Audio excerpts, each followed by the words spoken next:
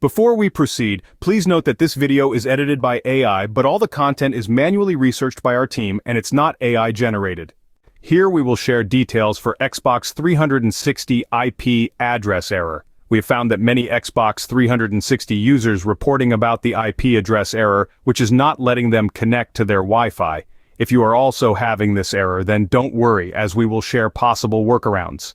The first method to tackle this issue involves formatting the hard disk drive, or HDD, and performing a factory reset. Yes, it may sound drastic, but many Xbox 360 users have found this to be a successful workaround. This process will reset all your settings, including your network settings, potentially clearing out any glitches causing the error. Next, it's important to consider the type of Wi-Fi network you're using. Xbox 360 does not support 5G Wi-Fi networks. So, if you're trying to connect using a 5G network, this could be the root of the problem. Switching to a different network could very well resolve the issue. Similarly, the frequency band your Wi-Fi is set to can cause this error. If your router is set to the 5 GHz band, the Xbox 360 will not be able to connect, as it doesn't support this frequency. The solution? Switch your Wi-Fi to the 2.4 GHz band to establish a successful connection. If the problem persists, it's time to try manually entering the IP address and DNS. Some users have found that choosing manual settings over automatic ones can magically fix the error.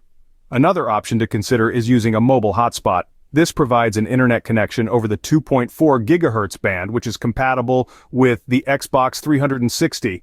Many users have found success with this method, so it's definitely worth a shot. Finally, if all else fails, try using an Ethernet cable to connect your console. This direct connection could bypass any Wi-Fi related issues and get you back in the game.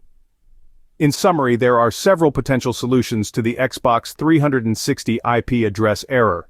These range from formatting the HDD and performing a factory reset, to switching Wi-Fi networks, adjusting frequency bands, manually entering IP and DNS settings, using a mobile hotspot, or connecting with an Ethernet cable.